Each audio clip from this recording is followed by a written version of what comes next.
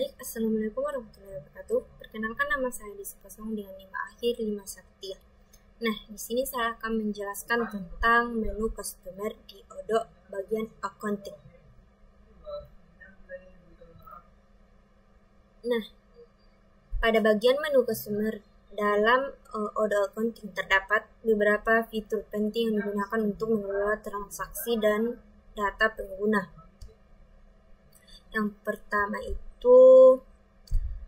adalah invoice. Nah, invoice ini adalah fitur yang digunakan untuk membuat dan mencatat faktur penjualan kepada pelanggan. Setiap transaksi penjualan yang dilakukan akan tercatat dalam bentuk invoice di sini. Berikutnya, credit notes. Credit notes yang berfungsi untuk mencatat pengembalian dana pelanggan, misalnya karena adanya pengembalian atau koreksi terhadap invoice yang telah diterbitkan sebelumnya. Kemudian payments. Payments ini yang mencatat seluruh pembayaran yang telah diterima dari pelanggan. Fitur ini membantu untuk memantau siapa saja pelanggan yang sudah melakukan pembayaran dan berapa jumlahnya. Selanjutnya adalah batch payments yang digunakan untuk mengelola beberapa pembayaran sekaligus. Ini sangat membantu dan menghemat waktu, terutama jika menerima banyak pembayaran dalam waktu yang berdekatan, seperti yang kita lihat. Selanjutnya bagian produk. Nah, pada bagian produk ini kita dapat melihat daftar menu atau jasa yang ditawarkan kepada pelanggan. Informasi produk yang telah lengkap di sini memudahkan dalam proses pembuatan invoice atau penawaran.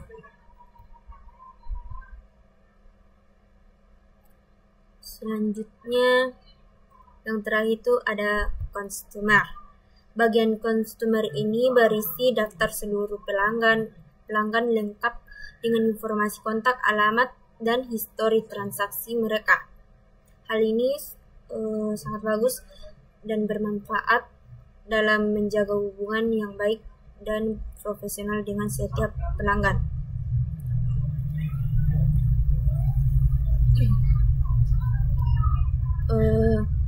Selanjutnya vendors.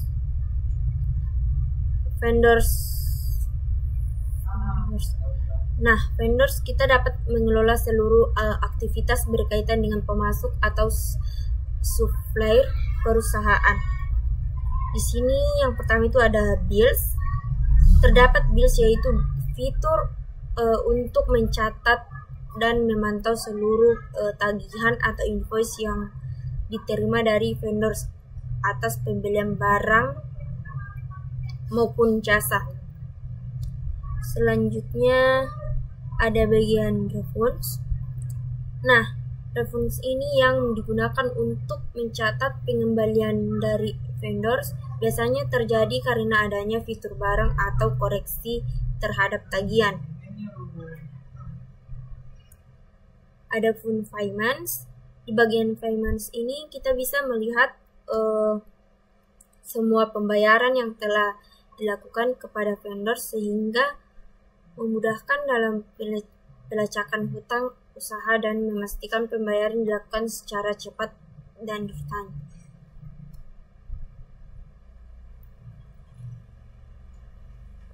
Adapun batch payments. Nah, batch payments ini yang memungkinkan kita untuk memproses pembayaran kepada beberapa vendor sekaligus dalam satu proses sehingga lebih efisien. Hampir sama dengan payments tadi. Selanjutnya employees expenses.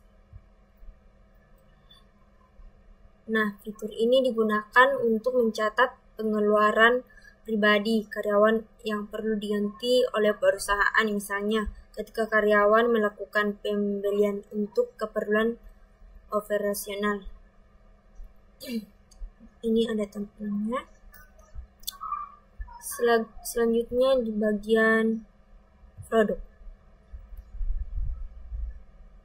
Nah, produk ini tersimpan di bagian produk ini tersimpan data produk atau layanan yang kita beli dari vendors, termasuk harga dan vendors terkait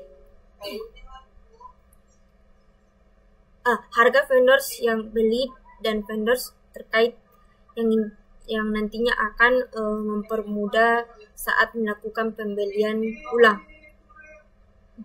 Selanjutnya ada vendors. Nah, vendors ini sendirinya akan mencatat semua data vendors yang bekerja sama dengan perusahaan. Informasi ini mencakup nama, alamat, kontak, dan histori transaksi yang dapat dimanfaatkan untuk evaluasi serta pengelolaan hubungan dengan pemasok. Nah, mungkin itu penjelasan singkat dari saya. Wassalamualaikum warahmatullahi wabarakatuh. Baik, di sini saya akan menjelaskan tentang accounting. Nah, di accounting ini ada beberapa fitur. Di fitur pertama ini transactions, journal entries.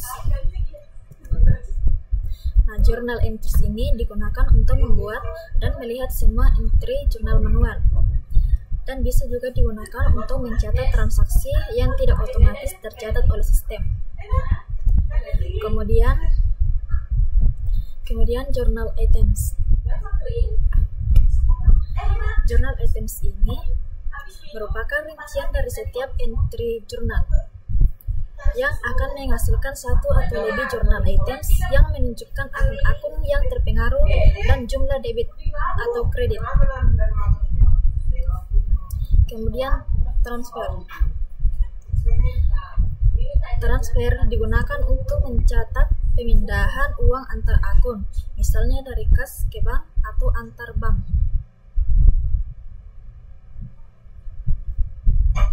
Kemudian fitur selanjutnya aset. Nah, aset ini digunakan untuk mencatat aset tetap seperti kendaraan, mesin, gedung, dan lain-lain. Fitur ini memungkinkan pencatat menyusut otomatis umur aset, nilai riset, dan lapor aset. Kemudian loans. Loans ini digunakan untuk mencatat pinjaman perusahaan, baik dari bank maupun pihak lain, termasuk pengolahan cicilan, bunga, dan pelunasan. Kemudian fitur closing.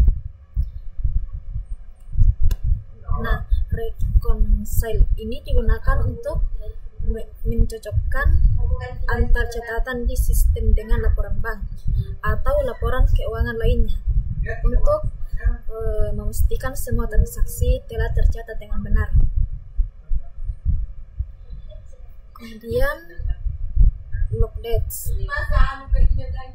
Nah, log dates ini digunakan untuk mengunci tanggal-tanggal tertentu agar tidak ada transaksi baru yang bisa dimasukkan atau diedit setelah periode keuangan tertentu ditutup. Kemudian tax return.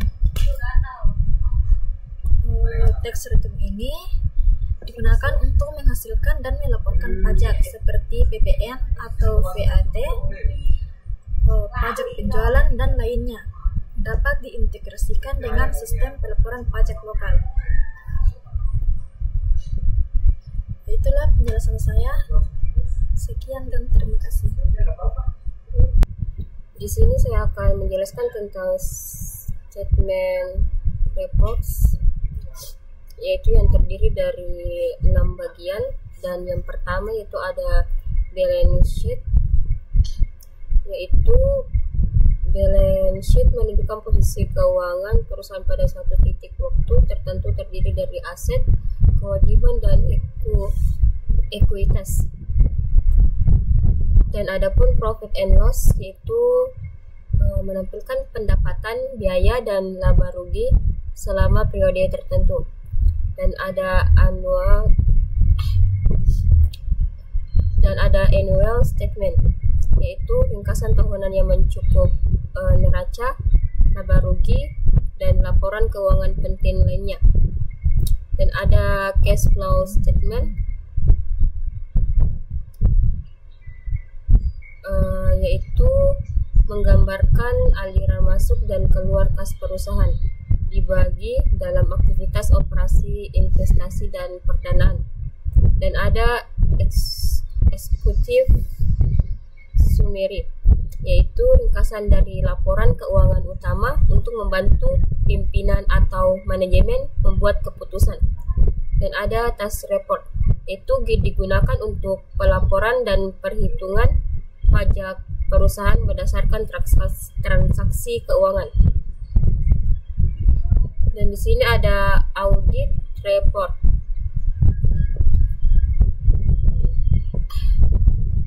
terdiri dari 4 bagian ya. Dan pertama yaitu ada general ledger atau buku besar umum, mencatat semua transaksi keuangan yang masuk ke akun-akun yang relevan. Dan ada trial balance, yaitu menyajikan saldo akhir dari semua akun di buku besar untuk memastikan keseimbangan antara debit dan kredit.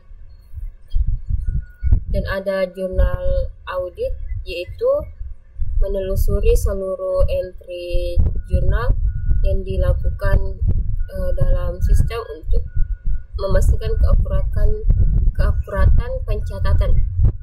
Dan ada check register, yaitu mencatat semua pembayaran yang dilakukan melalui cek berguna untuk rekonsiliasi dengan baik. Dan ada partner reports, terdiri dari 3 bagian. Yang pertama itu ada partner ledger, yaitu laporan ini mencatat transaksi keuangan antara perusahaan dan masing-masing mitra usaha atau partner, baik pelanggan maupun pemasok. Contohnya seperti menampilkan saldo awal transaksi, faktur pembayaran retur, dan saldo akhir. Dan kedua ada aged receivable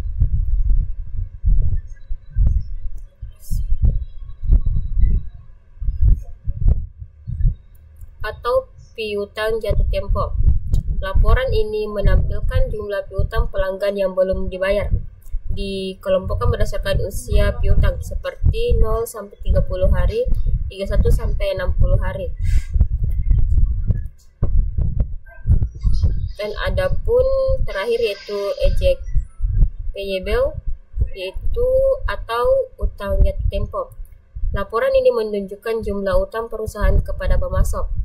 Juga dikelompokkan berdasarkan usia seperti di atas. Fungsinya memantau utang yang harus segera dibayar, menghindari denda atau bunga karena keterlambatan. Sekian dan terima kasih. Baik, di sini kita akan menjelaskan di bagian manajemen, yaitu di invoice analysis. Nah, fitur ini digunakan untuk menganalisis semua faktur yang telah dibuat, baik penjualan maupun pembelian. Kamu bisa melihat grafik jumlah faktur, total nilai, serta memfilter berdasarkan tanggal pelanggan atau status faktur. Kegunaan untuk membantu manajemen memantau kinerja penjualan dan pembelian secara menyeluruh. Dan di sini ada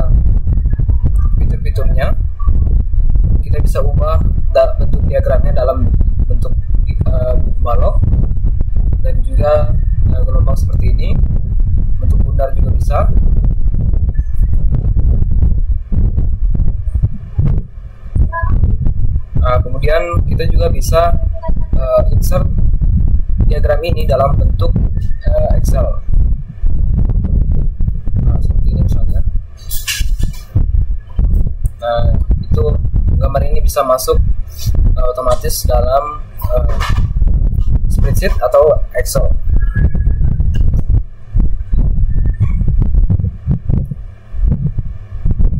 Kemudian kita lanjut di bagian analytic report. Nah, di analytic report ini menunjukkan hasil dari pencatatan berdasarkan akun analysis account. Cocok untuk proyek dan atau departemen yang memerlukan pelacakan biaya dan pendapatan secara spesifik. Penggunaan menilai probabilitas proyek atau kegiatan tertentu dalam perusahaan. Dan ini juga bisa kita insert dalam bentuk spreadsheet atau dalam bentuk Excel.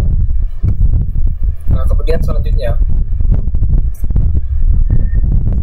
itu ada audit trail. Nah, audit trail ini, fitur ini mencatat semua aktivitas pengguna dalam sistem seperti perubahan data, pencatatan transaksi, dan juga penghapusan. Nah, untuk kegunaan sebagai bukti akuntabilitas dan keamanan, terutama untuk audit internal dan eksternal. Kemudian kita masuk di bagian deferred revenue. Nah, fitur ini menampilkan laporan tentang pendapatan yang diterima di muka, tapi belum diakui sebagai pendapatan karena barang atau jasa belum diberikan sepenuhnya. Nah, untuk kegunaan, ini mengelola pendapatan berbasis aktual, semua prinsip akuntansi.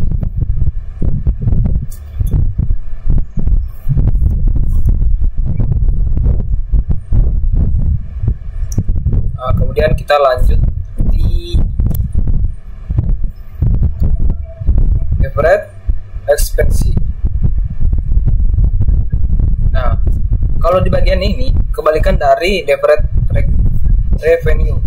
Ini adalah laporan untuk beban dibayar di muka yang belum diakui sebagai beban, seperti sewa atau asuransi dibayar di awal. Penggunaan menjaga keakuratan pengakuan beban sesuai periode.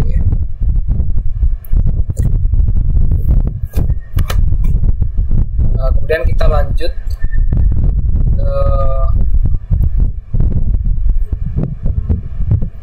di bagian disallowed expenses. Nah, kalau ini menampilkan beban yang tidak diperbolehkan, biasanya untuk pajak atau pembatasan internal. Kegunaan menghindari laporan pajak yang tidak sesuai dengan dan menjaga efisiensi pengeluaran. Dan lanjut lagi kita di bagian depreciation cycle.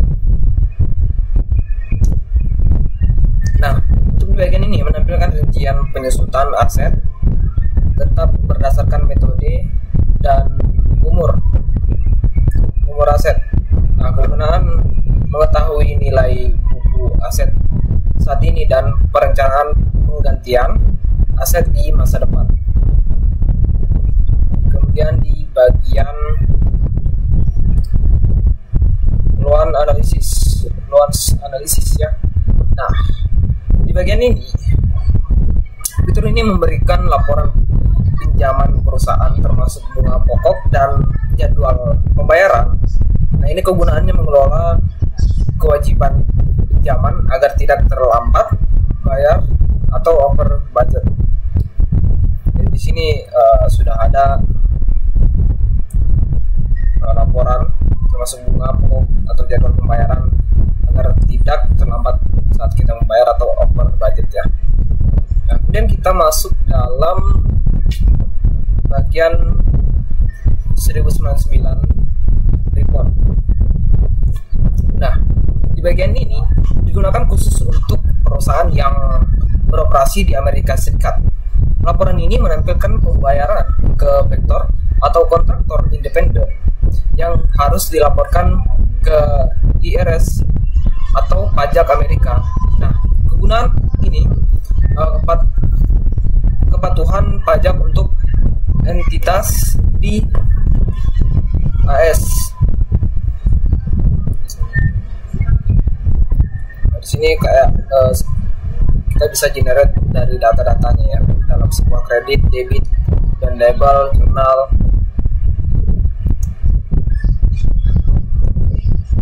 Nah, demikian dalam fitur manajemen.